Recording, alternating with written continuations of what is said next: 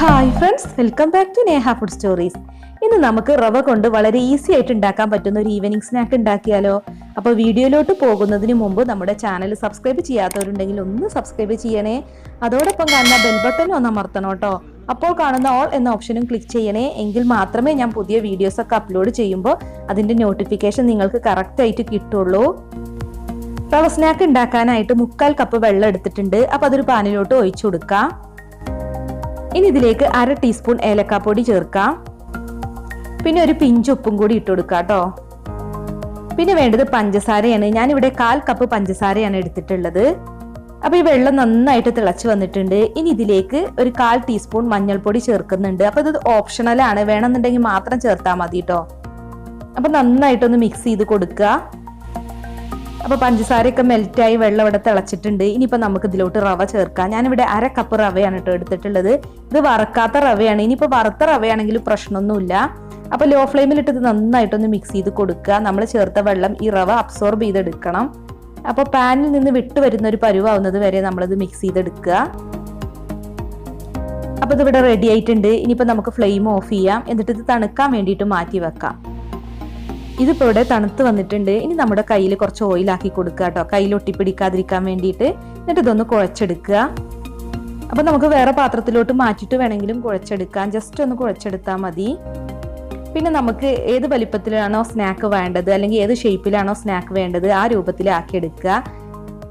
അപ്പോൾ അതിനു മുമ്പ് കയ്യിൽ കുറച്ചും കൂടി എണ്ണ ഒന്ന് ആക്കി കൊടുക്കണം കേട്ടോ. എന്നിട്ട് ഞാനിപ്പോൾ ഇവിടെ ആദ്യം ഒരു ബോൾസിന്റെ ഷേപ്പിലാക്കി എടുക്കുകയാണ്.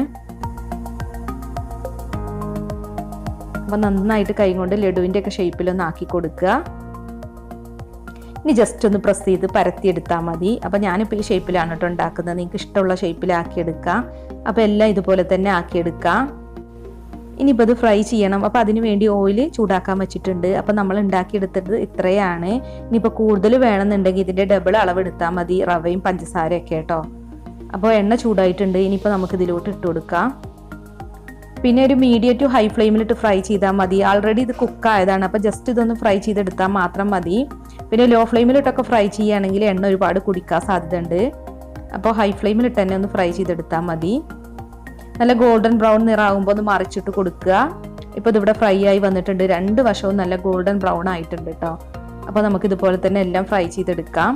പിന്നെ മഞ്ഞപ്പൊടി ചേർക്കണം എന്ന് നിർബന്ധമൊന്നുമില്ല കേട്ടോ. ഞാൻ കാണാനൊരു ഭംഗിക്ക് വേണ്ടി ചേർത്തുന്നേ ഉള്ളൂ. മഞ്ഞപ്പൊടി ചേർത്തില്ലെങ്കിലും നല്ലൊരു ഗോൾഡൻ ബ്രൗൺ നിറം കിട്ടും.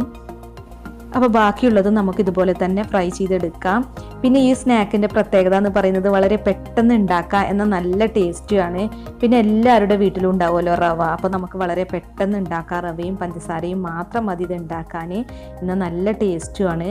പിന്നെ ഈ സ്നാക്ക് പുറമെ നല്ല ക്രിസ്പി, അകത്ത് നല്ല സോഫ്റ്റ് ആണ് കേട്ടോ. കണ്ടില്ലേ, നല്ല സോഫ്റ്റ് ആയിട്ടിരിക്കുന്ന സ്നാക്കാണ്, നല്ല ടേസ്റ്റുമാണ്.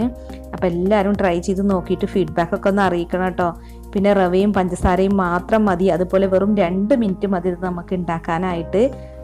അപ്പോൾ ഇന്നത്തെ വീഡിയോ കണ്ടിട്ട് ഇഷ്ടമായിട്ടുണ്ടെങ്കിൽ ലൈക്കും ഷെയറും ചെയ്യാൻ മറക്കല്ലേ. അപ്പോൾ നാളെ നല്ലൊരു വീഡിയോസുമായി നമുക്ക് വീണ്ടും കാണാം. താങ്ക്